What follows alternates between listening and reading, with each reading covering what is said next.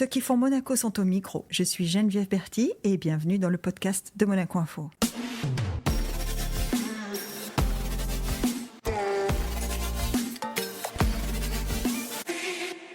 Notre invité du jour mène une vie à toute allure autour de ses deux passions, l'amour de la montagne et l'amour du sport automobile.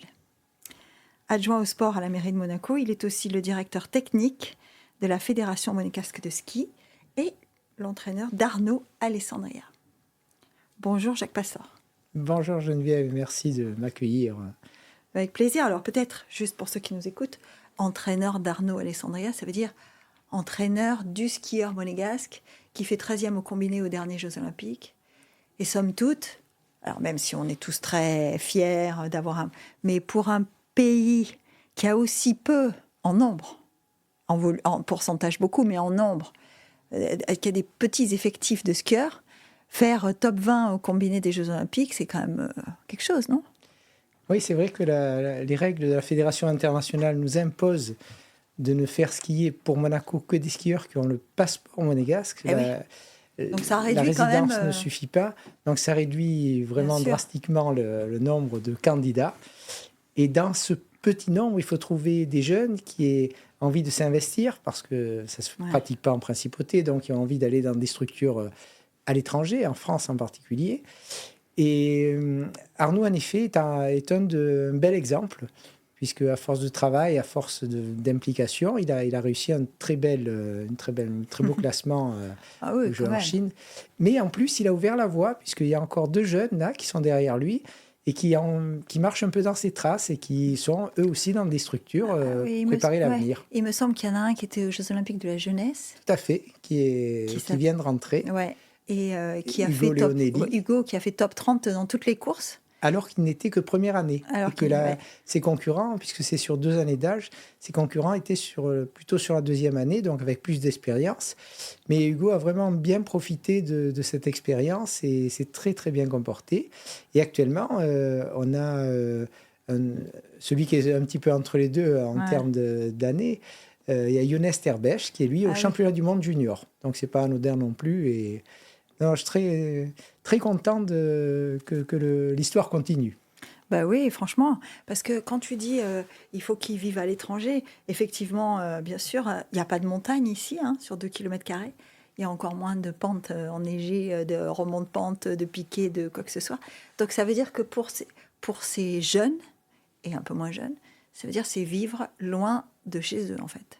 Tout à fait, être déscolarisé de Monaco, aller dans des structures, alors soit avec la Fédération française de ski, avec qui on a d'excellents rapports et qui nous permettent d'utiliser toute leur structure, ou dans des structures un peu plus particulières, un peu plus privées. Mais en tous les cas, il faut s'expatrier. C'est clair, parce que sinon, c'est très compliqué, même si la montagne est à proximité et qu'elle est belle, puisque les Monégasques sont férus de ski et en profitent souvent le week-end, mais ça ne suffit pas. Donc, il faut vraiment s'investir vraiment sur l'hiver en particulier, mais y compris sur l'été, sur la préparation physique, voire changer d'hémisphère pour aller skier l'été. Voilà. Donc tout ça, c'est vraiment un changement radical de vie. Et c'est vrai que je repense à Arnaud, quand j'ai annoncé à sa maman, il avait 14 ans, qu'il allait vivre à Saint-Michel-de-Maurienne. Honnêtement, l'accueil n'a pas été des plus chaleureux. Mais après, ça s'est arrangé. Ça n'a pas été la révélation de sa vie, quoi. Non, ce n'était pas ce à quoi elle s'attendait. Mais en tous les cas, aujourd'hui, elle est super fan, et comme toute sa famille et ses amis. Et ça se passe très bien. Le top 20, la 13e place au combiné. Alors, je rappelle pour ceux qui ne savent pas, le combiné, c'est une épreuve de descente, une épreuve de slalom. Tout à fait. Donc, les 2 extrêmes, la glisse et la technique. Et faire 13e, alors qu'à ces Jeux Olympiques-là, il y a quand même encore des grands spécialistes. Il y en a toujours, mais le combiné, on a l'impression que c'est plus trop... Non, en effet, c'est une question que se pose la Fédération internationale, de continuer ou pas le combiné. C'est vrai qu'on ne peut pas dire que c'est les meilleurs descendeurs, les meilleurs slalomeurs qui sont devant. Et quelquefois, les conditions sont un peu selon la météo, selon la qualité de neige. Ça peut favoriser les uns ou les autres. Et puis, c'est un peu moins d'intérêt, justement, parce que les gens ne sont pas forcément très connus. Ce qui n'empêche pas que la place d'Arnaud, et surtout ceux qui étaient devant lui, sont vraiment... bon, en effet, il fallait ce jour-là... Bien sûr, hein, la France a un très grand champion de combiné, c'est Alexis Pinturo notamment, hein, dont le nom, tu dis on ne les connaît pas, enfin Alexis Pinturo, on le connaît. Bien quoi, sûr, hein. Mais je comprends ce que tu veux dire. C'est-à-dire qu'en fait... c'est pas Odermatt, c'est pas Kilde, c'est pas voilà, c'est pas des spécialistes, c'est pas des grands spécialistes, des grands spécialistes des disciplines qu'on voit tous les week-ends. Et puis il y en a de moins en moins. Bon, d'autant que ce qui a l'air de prendre plus d'ampleur, c'est les team events, c'est les choses qui se font par équipe. C'est vrai que je peux comprendre que ça plaise plus aux gens. Malheureusement, nous, on est un peu démunis pour monter une équipe de 4, surtout 2 filles, 2 garçons. Mais c'est pas grave, on est dans le mouvement. Et puis, bon, nos jeunes, déjà, ce qui est important de savoir, c'est que chaque fois qu'ils vont quelque part, ils ont obtenu leur qualification. Donc déjà, ils ont leur place. Et à partir de là, ils ne sont pas là parce qu'ils ont un drapeau, ils sont là parce qu'ils ont fait un temps. Exactement. Ils sont comparables aux autres, ils obtiennent leur qualification et à partir de là, ils donnent le meilleur d'eux-mêmes. Et là, en effet, ça a bien réussi pour Arnaud. Oui, bon, alors on parlait d'Ugo Leonelli, mais ça peut aussi bien marcher pour lui dans les années à venir. Est-ce que tu comprends quand on te dit, on est un peu étonné de se dire, être monégasque et skieur, ou skieuse d'ailleurs, hein, fille ou garçon, puisqu'il y a eu Alexandra Coletti qui a fait une très grosse carrière aussi. Tout à fait. Est-ce que tu comprends quand on te dit être monégasque et skieur, c'est pas forcément logique, enfin, ou naturel, ou... Je comprends que ça peut paraître un peu exotique. Voilà. Mais tu le dis mieux que moi. Quand on sait que les Suisses font du bateau et qui quelquefois gagnent la Coupe América, je me suis dit, il n'y a pas de raison que les Monégasques ne se fassent pas de ski. Tout, c'est vrai. Ouais. Après, tout ça, ça demande, j'imagine, hein, pour un directeur technique national, ça demande beaucoup de temps, beaucoup d'investissement, parce qu'il faut des moyens. Le ski, c'est un sport où il faut des moyens, parce qu'il faut du matériel. Comme tu l'as dit tout à l'heure, il faut beaucoup voyager. Il faut parfois voyager assez loin. Il y a des conditions aussi de séjour qui sont parfois, quand on va à Garmisch ou quand on va à Courchevel, et qu'il faut vivre sur place, c'est quand même quelque chose aussi, non ? Oui, alors, par chance, les organisateurs nous accueillent toujours de la meilleure des façons. Ouais. C'est vrai que c'est un gros investissement en termes de temps, puisqu'il y a les voyages, il y a bien sûr l'éloignement. Mais en termes de coût, l'avantage, quelque part, c'est qu'on n'investit pas. C'est-à-dire qu'on utilise les installations qui sont soit en France, soit en Italie pour s'entraîner, soit partout dans le monde pour courir. Donc, en fait, il y a tu veux dire, on ne construit pas une salle, quoi. On ne construit pas une salle, on n'a pas à entretenir des installations. Ouais. Nous, en fait, on n'est qu'utilisateurs. Et en termes de structure, la plus grosse partie de mon métier, évidemment, c'est d'accompagner les jeunes. Et ça prend beaucoup de temps, surtout l'hiver. Mais c'est aussi de mettre en place des choses où ils puissent être accueillis, où ils puissent être encadrés de la meilleure des façons. Alors, il y a plusieurs formules. Hein. C'est vrai qu'avec Alexandra, on avait notre propre équipe et on travaillait avec les Allemandes à l'époque. Ouais. Aujourd'hui, la formule a un peu changé et on préfère intégrer les garçons dans des structures existantes. D'accord. Que ce soit la Fédération française de ski ou des structures privées. Et moi, à ce moment-là, j'accompagne. Et honnêtement, ça ne fonctionne pas trop mal parce qu'il y a une espèce d'émulation de groupe et un comparatif permanent avec les autres skieurs qui les stimule quand même bien. Ah bah oui. Est-ce que tu as skié, toi ? Alors oui, j'ai skié pour obtenir mes diplômes de moniteur de ski, d'entraîneur, oui. Mais non, j'avais bien sûr pas le niveau qu'on nous donne aujourd'hui. Mais c'est vraiment 2 métiers différents. Et d'ailleurs, c'est très difficile d'échanger là-dessus. Et je crois qu'il ne faut pas, tant qu'un skieur est un skieur, il est dans sa carrière et c'est la performance qu'il recherche. Mon métier, c'est plus de l'organisation, de la mise en place de choses pour leur offrir les meilleures possibilités voilà, pour progresser et pour performer. C'est vraiment deux métiers différents. Alors évidemment, il faut se connaître les uns les autres. Il faut comprendre les athlètes parce que quelque part, dans ce sport-là, ils mettent, on va pas le dire très fort, mais chaque départ, chaque entraînement, il y a quand même un risque.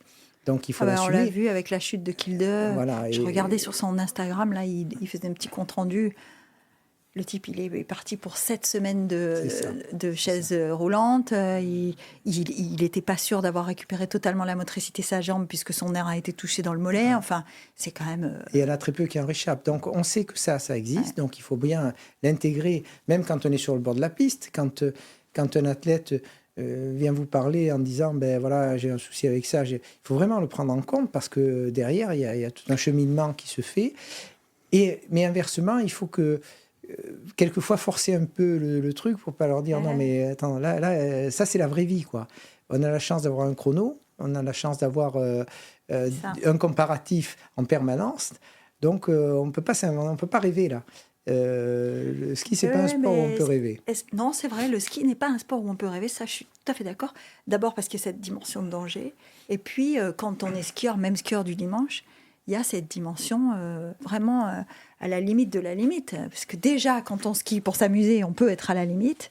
D'ailleurs, on reparlera de la sécurité sur les pistes. Je crois qu'il y a un petit garçon récemment qui a de nouveau été percuté, pas ici, mais dans une autre région française. Mais c'est quand même le ski. Tu disais, il y a une dimension danger, il y a une dimension prise de risque aussi. Quand on prend un départ, on se dit qu'il faut se mettre en avant. Et alors nous, on a toujours l'impression, mais là maintenant avec les images de drone, on voit vraiment que ça descend. Oui.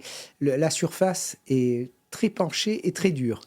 Il faut vraiment... Pourquoi il faut skier quand c'est dur, dis-moi? Alors ça, c'est pour une raison de sécurité, parce qu'il vaut mieux que le skieur, même s'il chute, il puisse glisser. C'est un peu comme les rails de sécurité en voiture. Il vaut mieux glisser que d'être bloqué par de la neige molle ou par un obstacle. Donc ça, c'est tout à fait c'est logique. Évidemment que ça augmente la difficulté technique. Parce que pour planter le ski, c'est compliqué. Voilà, pour tenir une courbe sur la glace, c'est pas pareil que la tenir, et surtout à cette vitesse-là. Mais bon, ça, c'est quand même bien mieux que ce soit comme ça, plutôt que de la neige molle. Et d'ailleurs, quelquefois, on annule des courses parce qu'on n'arrive pas à durcir la neige. Ce qui a été le cas là, demain et après-demain, on devait aller à Chamonix, et puis on est là parce que température trop élevée. Et la neige trop molle. Trop molle.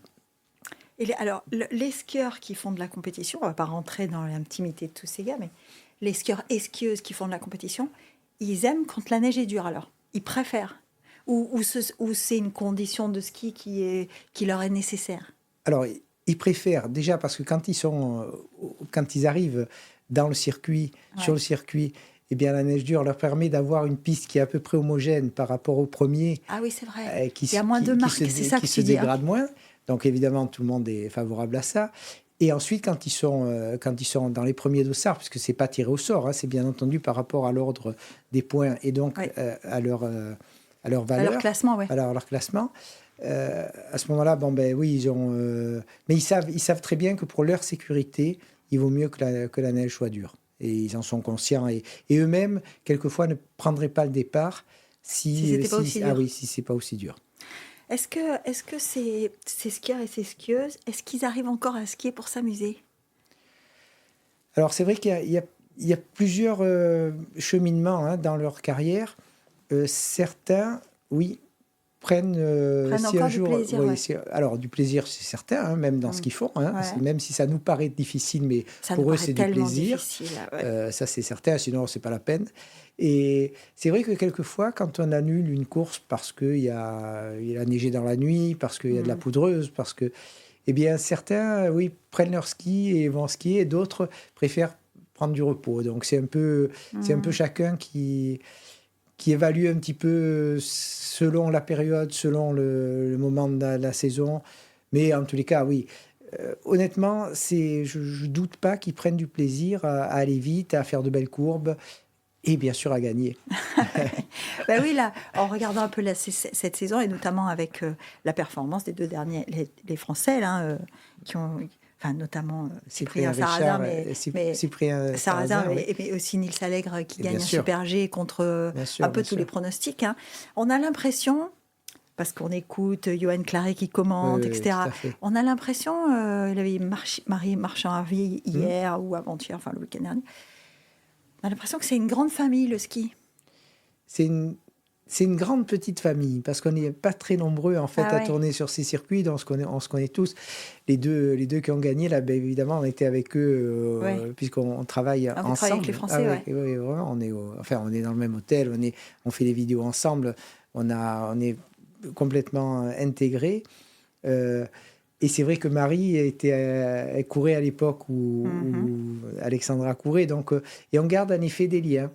ces liens, ils sont souvent tissés dès le ski-études. Parce que on oublie qu'ils skient jeunes et qu'ils sont scolarisés jeunes dans des endroits où ils sont ensemble. Ils sont ensemble, ils sont dans la même galère, entre guillemets, parce que quelquefois le mauvais temps, quelquefois et ils vivent les mêmes choses. Quand même, voilà, Jacques. le froid, bien sûr. Froid, bien sûr. Ouais, des fois des heures à attendre au départ. Enfin, ils vivent les mêmes choses, les mêmes galères, entre guillemets, et donc après ça se ressent et en effet ça soude le groupe. Et même avec les autres nations, on arrive à avoir de très bons rapports. Mais je crois que tous les sports... oui, c'est un peu tous les sports. C'est un peu tous les sports. Sur le moment, évidemment, il faut vraiment avoir envie de mettre les autres derrière. Mais après, on se retrouve. On dit qu'il faut démarrer le ski. Alors là, je parle au technicien, hein, plus à l'entraîneur, plus à l'encadrant, etc. On dit qu'il faut démarrer le ski le plus jeune possible. C'est vrai ?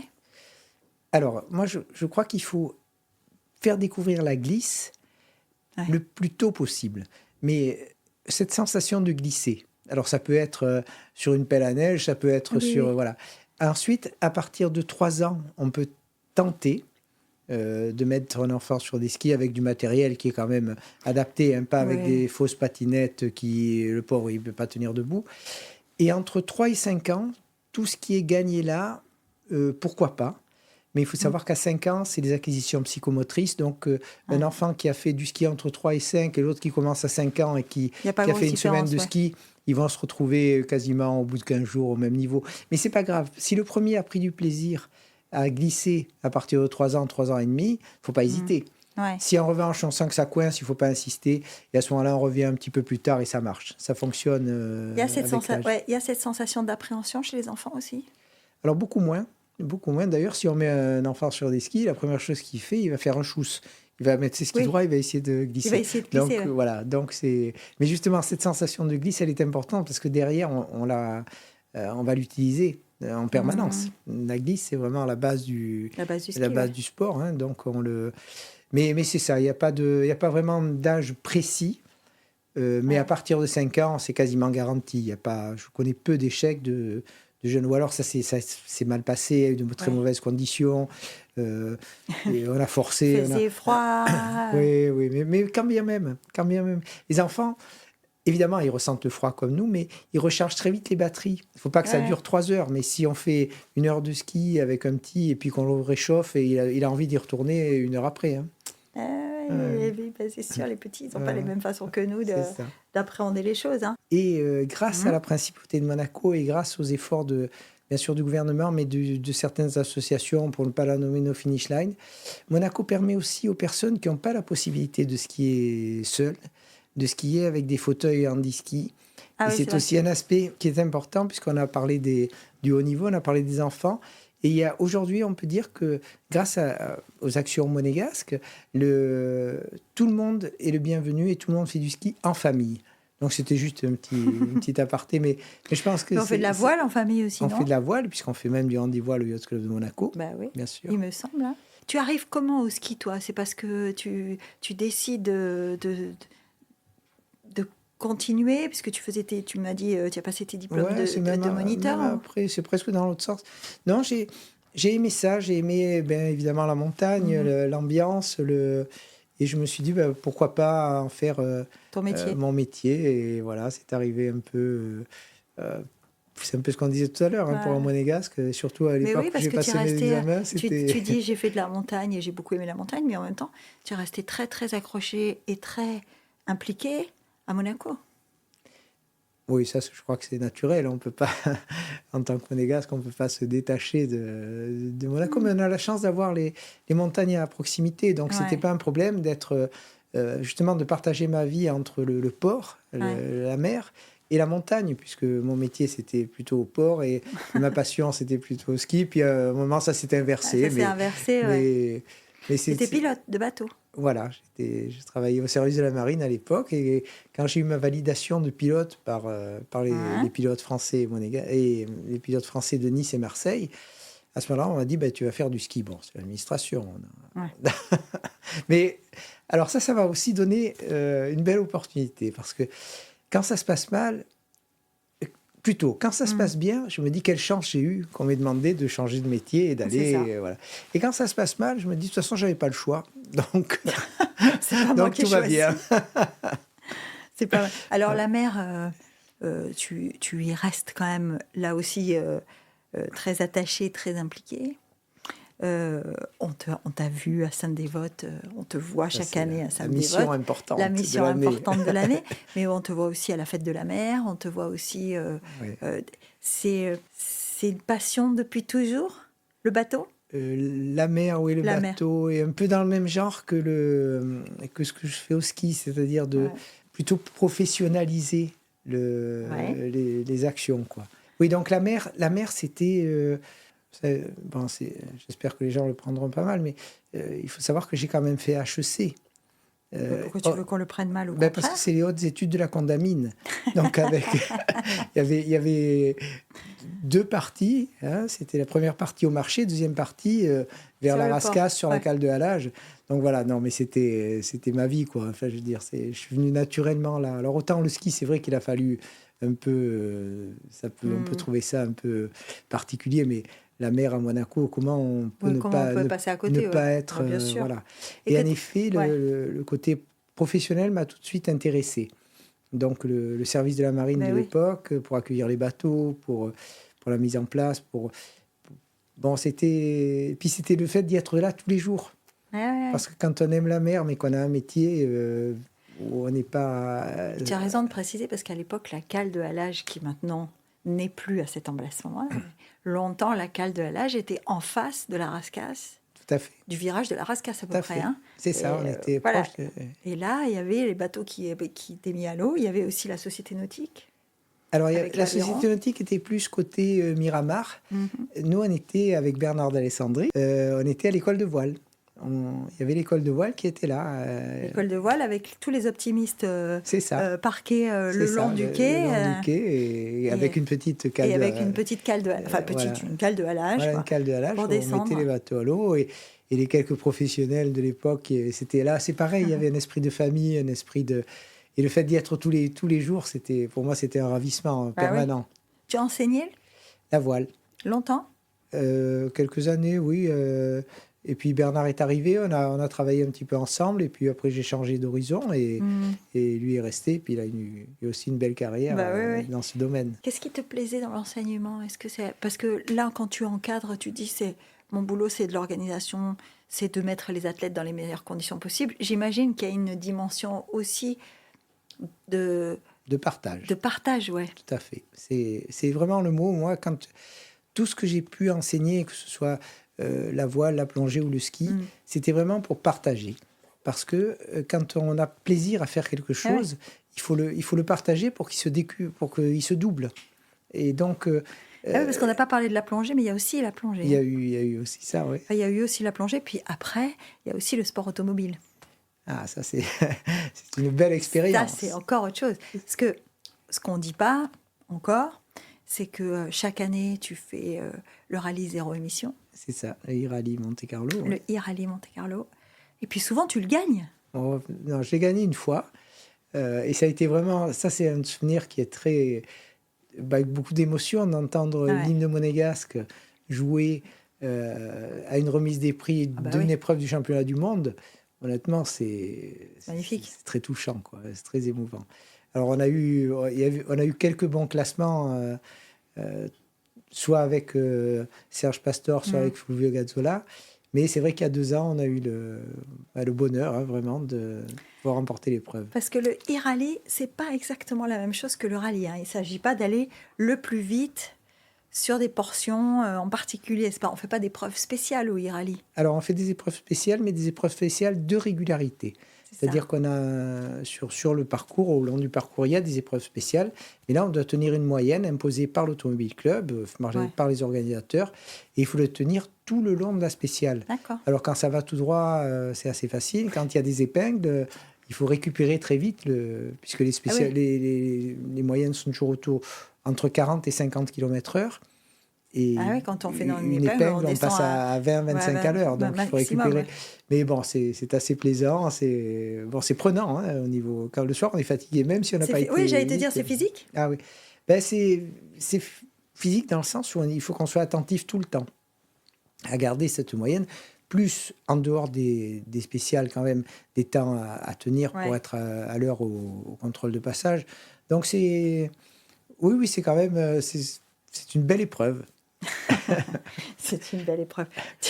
Tu décides de te lancer là-dedans. Alors, je crois que tu portes les couleurs de la mairie. C'est ça. Quand tu fais dans la démarche environnementale de la mairie, bien sûr.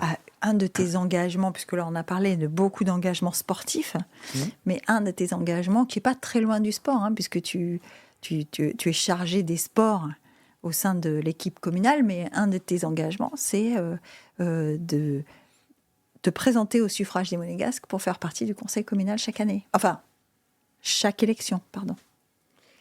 Alors ça fait combien de temps ? Ça fait 3 mandats, là, non ? Oui, ça fait 3 mandats. Ça fait 3 mandats, oui. Donc ça fait presque 15 ans, quoi. Oui. C'était... là, c'était la 3e. Le 3e. En fait, ça, je crois que... Bon, c'est un esprit après, qui m'a été certainement inculqué par mes parents, ma famille, des gens d'ici. Je crois qu'on peut se dire qu'avec la chance qu'on a de vivre dans ce beau pays, d'avoir cette qualité de vie qu'on a, à un moment donné, si on peut donner un peu, là aussi partager un peu et donner un peu de son temps, et j'ai la chance de pouvoir le faire parce que mes activités me le permettent, un peu pour les autres et surtout pour notre communauté. Je crois que il n'y a rien d'extraordinaire dedans.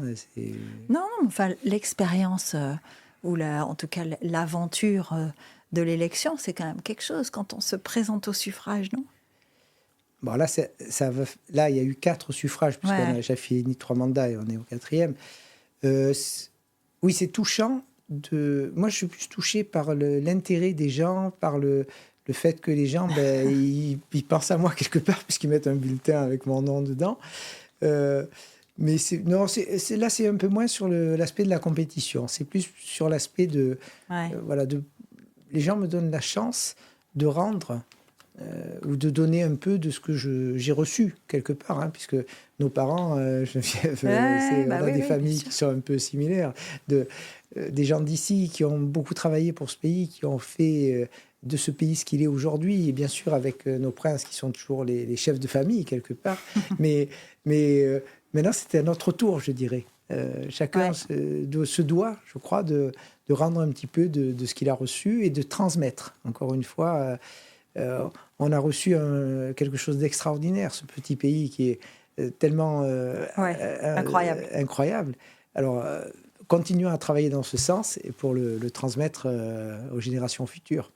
Alors, ça représente combien dans ton organisation, la répartition entre le ski, la mer, parce que ça fait... On dirait que sur 100% de ton temps, toutes ces activités représentent combien ? Mise bout à bout, 80 ? Alors, je ne sais pas si je peux répondre comme ça. Peut-être que ma femme pourrait... Non, ça se passe. Honnêtement, je crois que déjà, il faut avoir une famille qui supporte l'idée, qui supporte vraiment ces absences quelque part, où c'est ce temps qui est pris par autre chose que la vie familiale. Et ça, je crois que tous les gens comme moi ont un peu le même profil familial. Mais ensuite, oui, ça peut représenter... C'est vrai qu'en hiver, entre les déplacements pour le ski et le temps consacré, bien sûr, aux affaires municipales, c'est bien 80% du temps. 80% du temps, quand même. Et après, sur l'été, c'est un peu moins. Il y a des périodes qui sont un peu plus calmes. Ouais. Mais on a là aussi la chance de vivre dans un pays où il y a des événements quasiment en permanence, où il y a des belles choses à faire auxquelles on peut participer. On ne va pas s'en priver. Donc c'est vraiment... oui, c'est très prenant, mais toujours avec plaisir. Et c'est un peu ce que... Quand les gens me disent « Oh, merci d'être venu, merci », je dis « Non, c'est l'inverse. C'est moi qui remercie les gens, tous ces bénévoles, toutes ces associations, tous ces gens qui organisent, de faire ce qu'ils font. Et le minimum, je crois que c'est d'être là pour les remercier et pour les aider. Ça, c'est exactement notre rôle. C'est pas d'être là et de faire... comme si on leur faisait un cadeau, c'est l'inverse, c'est eux qui nous font un cadeau, de faire tout ce qu'ils font. Et vraiment, en plus, j'y vais avec plaisir. Donc, il n'y a aucun mérite à faire ça. C'est pas du tout une contrainte. D'être proche de tous ces gens, c'est un grand plaisir pour moi. Alors, tu parlais d'inclusion à l'instant en disant, grâce aux associations monégasques, on peut faire du ski en famille avec des équipements adaptés pour faire du handiski, pour faire de la handivoile, etc. Est-ce qu'il y a d'autres points sur l'évolution du sport à Monaco sur lesquels toi, tu as été et tu continues d'être actif? Alors moi déjà, de base, je crois beaucoup en nos athlètes. Je crois qu'il faut vraiment toujours recentrer, parce qu'on a beau faire beaucoup de choses autour, mais le centre, c'est l'athlète. Si lui n'est pas convaincu de ce qu'il fait, si lui ne se donne pas, on peut faire tout ce qu'on veut à côté, ça ne fonctionne pas. Donc tout doit revenir à lui, à l'athlète, que ce soit les honneurs, bien sûr, quand ils sont... mais également de reconnaître le travail qu'ils font, de reconnaître l'engagement. Et ça, c'est un peu le travail, pour moi, il est un peu là, de toujours recentrer sur les athlètes et de... l'exemple, c'est peut-être la fête du sport en mairie, où là, on les accueille et c'est vraiment eux qu'on met à l'honneur, avec, bien entendu, tout l'encadrement qui est là pour... bien sûr. L'un ne va pas sans l'autre. Mais quand même, donc, recentrer toujours là-dessus, et en particulier sur nos athlètes locaux, qui ont aucune raison de ne pas faire aussi bien que d'autres... Que leurs prédécesseurs, oui, bien sûr. Que leurs prédécesseurs, voire que d'autres nations. Ouais. Parce que, évidemment que le petit nombre, peut-être nous handicape un petit peu, mais sur les sports individuels, je crois beaucoup aux jeunes monégasques. Et ils ont toutes les chances de bien figurer. Alors, évidemment, j'ai l'habitude de dire, quand on est dans un grand pays, quand on va au jeu ou quoi, ils visent la médaille. Nous, déjà, quand on vise la qualification, c'est déjà un grand pas de franchi. Parce qu'un jeune monégasque qui se qualifie, ça veut dire qu'il a sa place dans un événement international, voire mondial. Non, chapeau, et là, il n'y a aucune raison de ne pas y arriver. Il faut croire en eux et ils vont le faire. D'ailleurs, tu disais ça se transmet, etc. Il me semble que tu as 2 filles qui sont toutes les 2 des skieuses. Hein. Voilà, oui, Julie est même monitrice de ski. Elle a fini son diplôme. Florie s'est arrêtée avant, mais elle a été stagiaire. Oui, toutes les 2 ont été en ski-études. Donc ça les a amenées naturellement à continuer le ski. Mais le ski, il y a bien sûr cet aspect compétition. Et puis ce qu'on disait tout à l'heure, il y a un aspect social aussi. Oui, il y a un aspect social, donc ça permet d'avoir un petit groupe d'amis, de faire des week-ends sympathiques. Et que tu fais aussi, ou que tu as fait aussi très longtemps quand tu étais commissaire pour l'Automobile Club. Pareil. Parce que là aussi... c'est de l'implication, c'est du temps donné. Parce que commissaire à l'Automobile Club, alors tu étais commissaire Grand Prix et Rallye ou que Oui, non, les deux. Les deux. Mais là, c'est pareil, c'est avoir le plaisir de participer à une tellement belle organisation.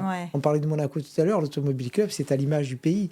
Et ils sont tellement bons dans l'organisation que ça donne envie d'y aller et d'en faire partie, d'y participer. Sinon, regarder ça de l'extérieur, on a moins de plaisir quand même.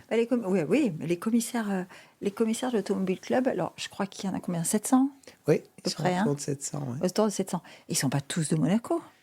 Non, ce serait difficile d'avoir que des gens d'ici, mais en tous les cas, c'est des gens qui aiment Monaco. D'accord. Donc déjà, c'est une qualité à mes yeux, et qui sont passionnés. On a besoin d'eux, parce que sans les commissaires, le rallye ou le Grand Prix aurait du mal à... Et on ne pourrait pas, je pense, professionnaliser. Enfin, ça, c'est l'Automobile Club qui en parlerait mieux que moi. Mais il faut là aussi reconnaître vraiment l'implication de ces gens qui prennent sur leurs vacances, bien souvent, sur leur temps de famille, pour venir aider à l'organisation à l'Automobile Club. Le temps de famille. Le temps de famille. Alors, le ski, la voile, on recommence. Le ski, la voile, la mairie, le sport automobile, les rallyes. Ponctuel. Les commissaires de l'ACM, même si c'est ponctuel, il y en a quand même plusieurs fois dans l'année. Est-ce qu'il y a un jour où tu t'es dit, il faut que je fasse des choix ? Oui. Oui. C'est le moment où on se dit, qu'est-ce qui vaut mieux ? Est-ce qu'il vaut mieux tout laisser tomber et puis vraiment se recentrer un peu justement sur la famille, sur les petits-enfants, ou est-ce qu'on continue comme ça ? C'est difficile, c'est un choix qui est difficile. Tant qu'il y a du plaisir, tant qu'on sent qu'on peut être utile encore un petit peu à quelque chose, tant que c'est pas facile. Alors, en effet, par exemple, je pars moins l'été dans l'hémisphère sud, puisqu'aujourd'hui, grâce aux équipes de France, eh bien, nos jeunes sont pris en charge et peuvent aller là-bas. Pour faire de l'entraînement, il n'y a pas de compétition, donc c'est moins utile d'être là. Voilà, on arrive à moduler un petit peu, mais aujourd'hui, tant pis pour ceux qui me voient trop, mais qui pensent que je suis trop présent. J'ai pas encore pris cette décision d'arrêter. Il y a aussi un problème de transmission. C'est-à-dire que pour pouvoir s'arrêter et pouvoir accomplir un peu ce qu'on a entamé, idéalement, c'est que quelqu'un arrive et... Il faut une relève. Voilà, il faut une relève. Il faut une relève. Ouais. Est-ce que tu penses que dans tous ces domaines que tu embrasses, tu as déjà repéré des relèves possibles? Certainement. Et puis, il y en a certainement que je n'ai pas vu, mais qui sont certainement prêts à faire. Alors, sur la partie professionnelle, je dirais sportive, honnêtement, ce n'est pas le moment de demander à nos jeunes de commencer à penser à l'avenir, mais je sais qu'ils seraient tout à fait capables de le faire et qu'ils le feraient certainement aussi bien que moi, voire mieux. Mais ce n'est pas le moment. Parce que quand un athlète est en activité, si on commence à réfléchir à la suite, alors il vaut mieux arrêter. Donc aujourd'hui, c'est 100% focus sur la compétition, mais je suis certain qu'un garçon comme Arnaud pourrait très bien prendre la suite sans aucun problème. C'est juste un problème de timing. Il faut on ne peut pas mélanger les deux. Si on commence à regarder derrière ou devant, ou enfin sur le côté, en tous les cas, puisque là on met le clignotant et on arrête. Et en termes de... Tu penses que la motivation comme ça, elle peut être... Enfin, la motivation, ou en tout cas l'engagement, peut être altéré quand on pense à demain avant de penser à aujourd'hui, c'est ça? Oui, et puis quand on pense à autre chose surtout. Aujourd'hui, on est focus sur la compétition, sur la performance. Il n'y a que ça qui compte. Il n'y a pas de... Et ça peut très bien s'arrêter, on peut très bien changer d'orientation, mais on ne peut pas faire les deux. On ne peut pas faire les deux, non. Ils sont vraiment, et c'est tout à leur honneur, le haut niveau est vraiment complètement focus sur... Et après, par contre, à un moment, on parlait de Yo, qui est consultant maintenant pour Eurosport. Tout à fait, mais qui a décidé le soir de sa médaille qu'il allait arrêter, et pas avant. Alors, en ski, il y a cette difficulté, la difficulté de la régularité. Hein. Gagner beaucoup, gagner souvent, en ski, c'est très dur. Après, il y a plusieurs profils aussi. Il y a des gens qui ont un peu plus de talent naturel, mais talent pas dans le sens, c'est pas magique, c'est qu'ils ont quelque chose, peut-être parce que quand il est plus petit, il skie un peu dans toutes les conditions, ce qu'on disait tout à l'heure, même s'il fait mauvais, on y va quand même si... Puis il y en a d'autres qui sont un peu plus laborieux, qui ont besoin de plus travailler. Et puis heureusement, c'est la glorieuse incertitude du sport. On ne peut pas décider à l'avance parce que celui-là fait plus de ski ou parce que celui-là était... Non, il y a vraiment toujours un sacré suspense pour savoir qui est plus rapide que l'autre aujourd'hui. Mais ça c'est bien intégré dans la tête des sportifs, je crois. Il n'y a pas et des encadrements. On n'a aucun doute là-dessus. On sait que tout est possible. Et après, alors sur le côté mairie, non, là, je dirais que c'est... En tous les cas, je ne me lasse pas.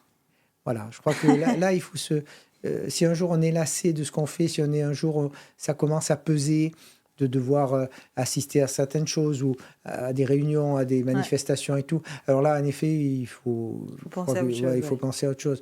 Mais là, ce n'est pas le cas parce que c'est toujours aussi excitant, plaisant parce que la mairie, c'est vraiment du concret, quoi. C'est du... Ah bah oui. C'est au quotidien. Quand tu prends, par exemple, on a dit la gestion, en tout cas, c'est toi qui décide comment se fait le quotidien de l'espace Léo Ferré, notamment. C'est une salle de spectacle, alors c'est encore un truc différent. Alors c'est une salle d'exposition, une salle de spectacle, une salle qui va bientôt disparaître, il paraît. Alors aujourd'hui, déjà, j'ai plus cette délégation puisqu'elle a été reprise, mais c'est pareil, c'est très concret, on doit décider de quel artiste pouvoir proposer au conseil pour qu'ensuite ce soit validé. Il y a des plannings et surtout il y a des gens. Moi, ce qui m'intéresse beaucoup dans toutes ces actions municipales, c'est les personnes. alors que ce soit le personnel municipal... Oui, Léo Ferré, c'est une équipe. Hein. Oui, c'est ça, c'est une équipe. C'est un personnel qui travaille, et pas pour eux, ils travaillent pour la collectivité. Ouais. Et on reçoit qui? On reçoit les gens de chez nous, bien souvent. Bah oui, Donc, le public, c'est des gens d'ici. Ouais. Donc les deux ensemble, ça c'est intéressant. Que des gens d'ici travaillent pour des gens d'ici, ou en tous les cas pour la collectivité, même si elle est élargie, quand il y a des beaux spectacles, les gens viennent de plus loin. Mais c'est un peu l'esprit mairie, ça. Et c'est ce qui m'intéresse, c'est que la mairie se met au service de la population, de la collectivité, pour améliorer les choses, pour la qualité de vie, ou en tous les cas pour la maintenir, parce qu'on n'a vraiment pas à se plaindre. Mais voilà, c'est cet aspect-là municipal qui me plaît vraiment. J'aurais peut-être plus de mal à le faire dans le privé, je ne sais pas. Mais l'occasion s'est pas présentée de toute façon. Oui, non, j'ai toujours été plutôt attiré par la chose publique. Voilà, par la chose publique. Ouais. Mais parce que finalement, en étant au conseil communal, tu peux aussi marier. Alors, non seulement je marie, mais je marie avec plaisir. Parce que... Non seulement je marie, mais je marie avec plaisir. Mais oui, parce que c'est des bons moments. Et comme j'ai l'habitude de dire aux gens que je marie, c'est des bons moments qu'on partage. Et donc c'est du bonheur partagé. On reste sur le partage. Hein. La vie de Jacques Pastor, c'est vraiment beaucoup de partage. Ouais. Hein. Et tu sais, le bonheur, c'est un peu comme un parfum. Quand les mariés viennent devant nous, avec leurs amis, eh bien, c'est un peu comme s'ils avaient un parfum de bonheur sur eux. Et quand quelqu'un met un parfum, mais ils en font profiter les autres. Donc, c'est un très bon moment de partage, vraiment de bonheur. Ça doit faire quelque chose quand même. Alors là, je parle plutôt à l'homme qu'à l'élu. Ça doit faire quelque chose de participer à un moment aussi important de la vie des gens.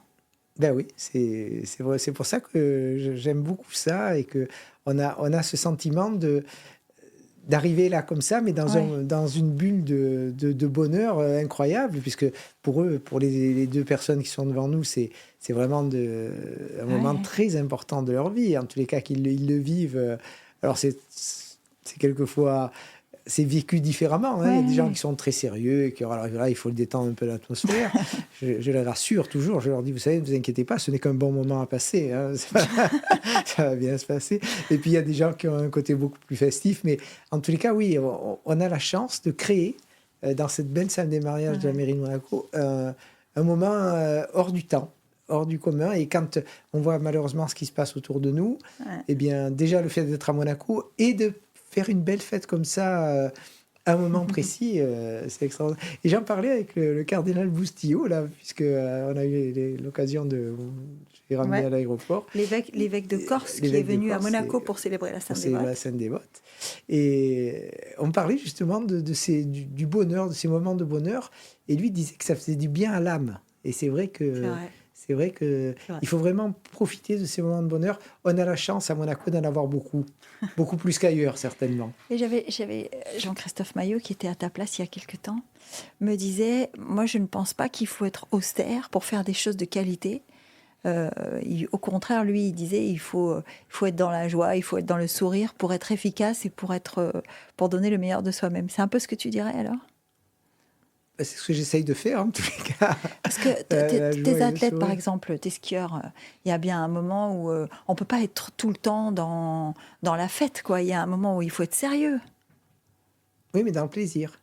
Le plaisir de la performance, le plaisir de participer, le plaisir de donner le meilleur de soi-même. Évidemment que c'est des moments qui sont intenses. Et il n'est pas question de sortir une plaisanterie au moment du départ, au contraire, il faut être concentré, il faut que vraiment, même au niveau de la reconnaissance, quand on reconnaît le parcours ensemble, il y a quelque chose. Mais ce qui n'empêche pas, par exemple, c'est pas un secret, puisque maintenant, les gens, en tous les cas les athlètes le savent, quand une reconnaissance d'une descente, par exemple, ça se fait avec des entraîneurs postés sur le secteur qui vont avoir en tous les cas, pas à vérifier, mais à contrôler pendant la descente. Et là, on leur donne quelques conseils sur notre secteur. Et chaque fois qu'ils passent, Arnaud, bien entendu, mais tous les Français, à la fin, on tape dans la main, on dit « dague ». Donc, c'est un petit moment, voilà, c'est une petite plaisanterie qui est entre nous. Mais voilà, il faut quand même garder un peu ce côté, joueur. Sinon, si c'est juste pour être là et pas être content et avoir à subir, non, on ne subit pas du tout.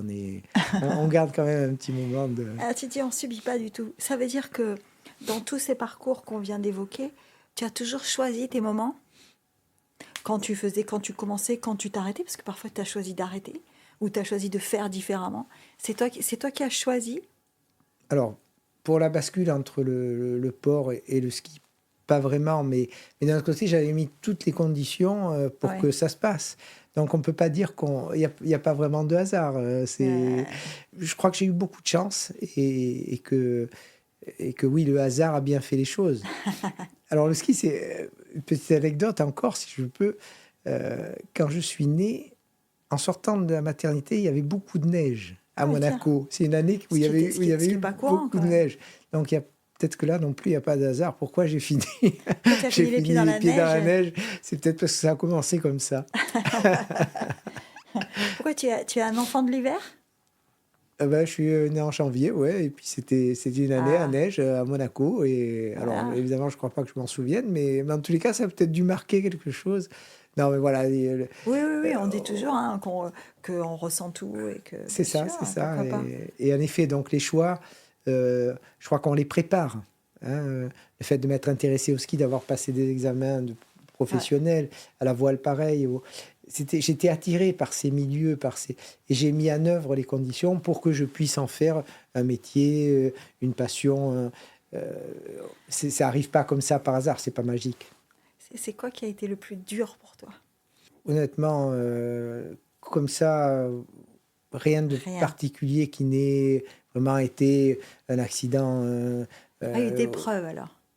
Dans toute la construction de ce que tu viens de décrire, tu dis la chance on la provoque, les conditions on les met. Il y a bien des moments où ça a dû être difficile ou pas? Ou tu as toujours ressenti ouais, c'est très fugace. Très fugace. Je veux dire, les mauvais moments, chez moi, ils sont assez... c'est toujours pareil, c'est de la chance, parce que d'autres tombent malades, d'autres... Il faut penser à eux, mais s'il y a de mauvais moments, ils sont fugaces. Je sais que derrière, ça va aller mieux, et puis que même là, on arrive toujours à trouver quelque chose de... pas de positif, mais en tous les cas, de l'utiliser pour la suite, quoi. Tu es un optimiste, alors? Ah, ça, oui. C'est vrai?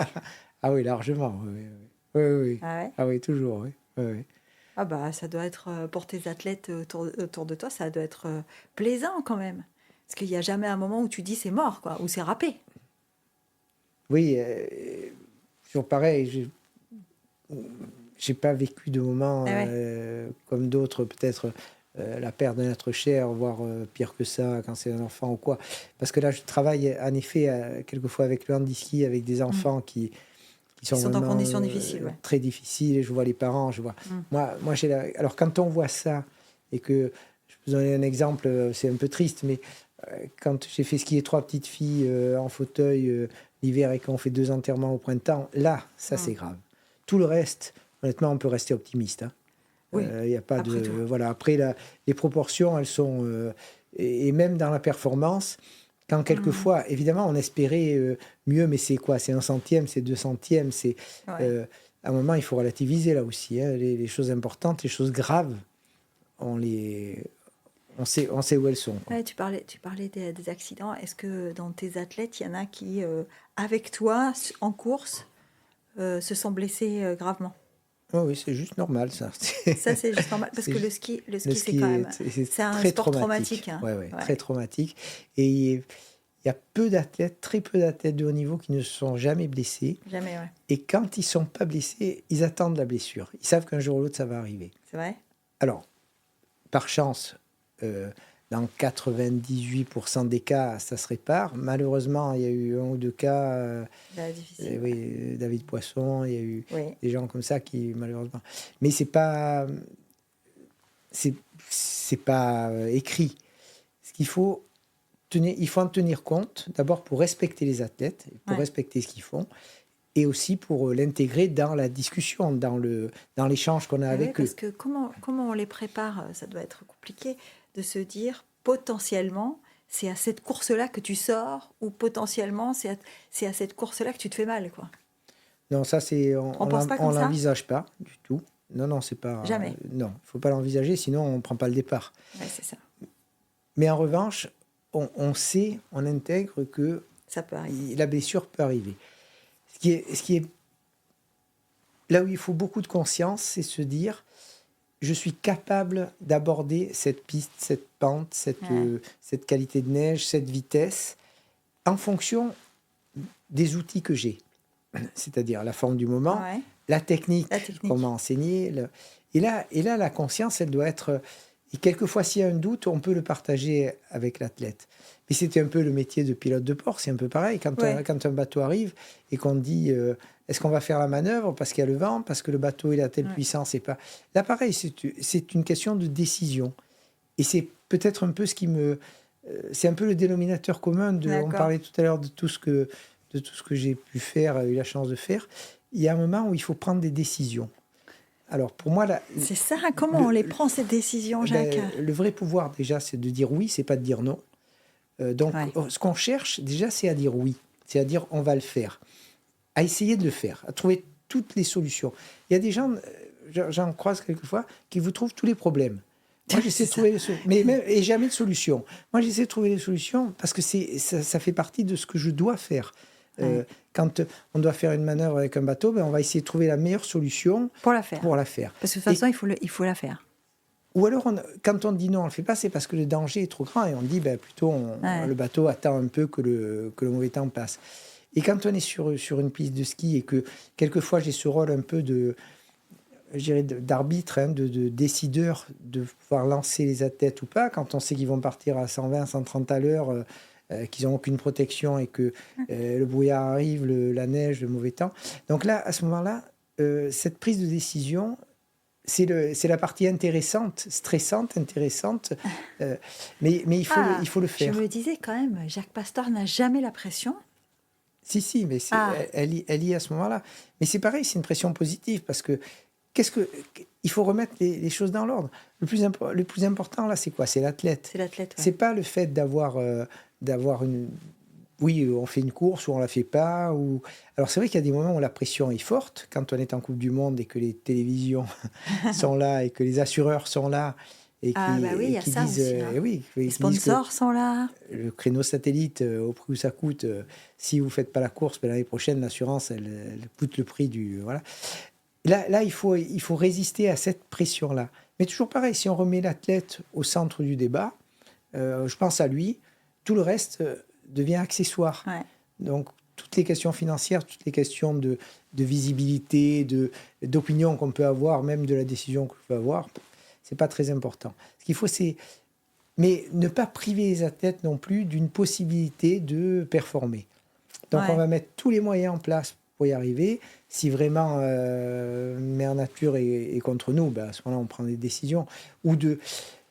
Est-ce que pardon, quand tu dis on prend des décisions, est-ce que ta décision à toi, elle est définitive? Ça veut dire que l'athlète n'a pas son mot à dire si tu veux pas qu'il parte? Alors, quand ça concerne la totalité de la course, on ne peut pas tenir compte de la vie de chacun. Parce que là, pareil... Oui, là, c'est une décision, on fait la course ou pas. Voilà. Mais globalement. Et surtout, il y a des intérêts qui sont différents. Comme tu parlais de Chamonix, on fait Chamonix ou on ne le fait pas. Tout à fait. On ne pense pas à Odermatt, là. On fait Chamonix ou on ne fait pas. Oui, mais si on demande l'avis de l'équipe de Suisse et de l'équipe de... je ne sais pas, France ou italien ou norvégien, ils vont peut-être pas avoir la même opinion. Donc là, il faut essayer de ne pas avoir... En revanche, s'appuyer sur les chefs d'équipe, pourquoi pas? Mais là, il faut avoir l'avis de tout le monde et pas certains. C'est-à-dire, tu ne peux pas demander le chef d'équipe suisse et pas le demander à l'italien. Tout à fait. Tu es obligé. Et oui. Si tu demandes à un, tu demandes à tous. Tu es obligé d'entendre tout le monde et ensuite de te faire ta propre opinion avec les gens de l'organisation, avec... ce qu'on appelle le jury. Il faut qu'on ait une décision. Mais quand tu as le rôle de délégué technique, c'est toi qui, à la fin, dois prendre la décision. Dire la décision. Même si elle a été prise en commun, globalement. Bon. Donc ça, c'est une chose. Après, en revanche, quand ça concerne un athlète, c'est un peu ce qu'on fait en permanence avec Arnaud. On a la chance de pouvoir naviguer un petit peu entre la Coupe d'Europe et la Coupe du Monde. Et en fonction des opportunités, de la forme du moment, de la qualité de piste, là, on échange. Et avec, bien entendu, le reste du staff. Et on se dit, tiens, là, on a une opportunité plutôt en Coupe d'Europe, plutôt en Coupe du Monde. Ça, c'est une chance énorme que de ne pas être catalogué, catégorié dans un des deux groupes. Avec les accords qu'on a avec l'équipe de France, on peut naviguer entre les deux. et voilà ce type de décision qui est intéressante à prendre. On peut toujours se tromper, hein, mais d'abord, on ne le saura jamais parce que si... Oui, avec des si, on mettrait pareil en bouteille. Donc, là, pareil, il faut positiver. On dit, bon, on fait ça, on va le faire le mieux possible. Ouais. Est-ce que quand tu regardes les 30, 40 années qui viennent s'écouler à peu près, hein, est-ce qu'il y a des choses que tu aurais faites différemment? Ah, certainement, oui. J'aurais peut-être passé un peu plus de temps avec mes enfants. Et oui, parce que le temps qui passe ne se rattrape pas. Voilà, hein. c'est ça. C'est-à-dire qu'un enfant de 4 ans, quand on a passé la saison au ski, quand on rentre, il a 5 ans. C'est ça. On n'a pas... Ou il a 4 ans et demi, mais il a plus 4 ans. C'est des questions qu'on peut se poser. Ouais. Mais la réponse, elle n'est pas évidente non plus. Hein. Est-ce que si j'avais été là tout le temps, est-ce que si... on n'a pas de réponse. Est-ce que ça se serait bien passé? Voilà, est-ce que tu aurais pris autant de plaisir qu'en les voyant peu? Est-ce que ma femme m'aurait supporté au quotidien? Alors non, ça, Cathy, si tu nous entends, il faudrait que tu nous dises. Voilà, oui, il faudrait répondre. Je ne crois pas, hein. Personnellement, je ne pense pas. C'est très difficile à supporter. Hein. Enfin, en tous les cas, voilà, c'est ce genre de choses. Mais non, honnêtement, comment regretter la vie que j'ai eue Non. En revanche, améliorer les choses, oui. On fait tous des erreurs. J'en ai fait, bien sûr, comme tout le monde. Bien sûr. Même quelquefois au niveau de la confiance ou de ne pas avoir fait assez confiance. C'est plus ça, moi, qui m'a un peu manqué quelquefois, d'avoir essayé de me faire tout seul alors qu'il y avait des gens autour de moi qui étaient là pour m'aider. Je ne les ai peut-être pas assez écoutés. Peu de déception, par contre, parce que la plupart des gens que j'ai croisés m'ont beaucoup apporté et pas l'inverse. Mais oui, quelques erreurs aussi, de faire confiance à certains et puis de découvrir des milieux. Mais cette découverte, c'est toujours une aventure. Et l'aventure, c'est quand même, c'est quand même intéressant. Oui. Et alors, qu'est-ce qu'on peut te souhaiter maintenant? Honnêtement, je n'ai pas besoin de grand-chose de plus. Je suis, vraiment, que ça continue comme ça. Oui, j'allais te dire, tu n'as pas besoin de quelque chose de plus, mais tu as encore envie. Ah, ça c'est certain, oui. Sinon, mais bon, c'est important ça. Parce qu'on n'en a pas du tout parlé, peut-être qu'on peut prendre une petite minute pour en parler de ça, mais garder l'envie, c'est quand même... Quand on a fait tout ce qu'on avait envie de faire, garder l'envie, c'est une posture, quoi. Ça ne doit pas être si simple. Oui, mais c'est alimenté par le plaisir. Le plaisir de faire... au quotidien, d'envisager l'avenir, d'avoir toujours autant de plaisir et d'excitation à se dire, tiens, voilà, je vais commencer à penser à la saison prochaine, comment on va monter ça, avec qui, avec les jeunes qui vont progresser, avec Arnaud qui va encore être là. Enfin, ça, on ressent, tant qu'on ressent du plaisir à penser à ça, et qu'on est excité à l'idée de le faire, c'est parfait. Et en ce qui concerne l'aspect plus municipal, là, c'est encore pareil, quoi. C'est quelque chose qui m'intéresse encore beaucoup, de se dire, tiens, il y a encore des choses qu'on pourrait faire avec telle association, avec telle personne, avec tel projet. J'ai un exemple sur le village des sports qu'on a, qu'on a monté avec Arnaud Giusti et qui a été quelque chose de nouveau, ça aussi. Et bien là, on a de nouveau envie de refaire.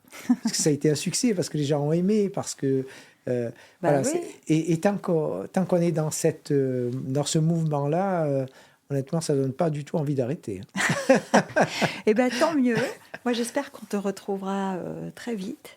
Et merci beaucoup d'avoir passé un petit moment avec nous, parce que j'ai l'impression que ce n'est pas si facile de trouver des moments dans la vie de Jacques Pastor, quand même. Oh, si. Mais en tous les cas, merci beaucoup, Geneviève, et merci à toute l'équipe, parce que le faire, c'est une chose, mais le faire savoir, c'est important aussi. Donc, merci à tout le monde et merci d'avoir écouté. J'espère qu'on n'a pas été trop long. Jamais. Merci, Jacques.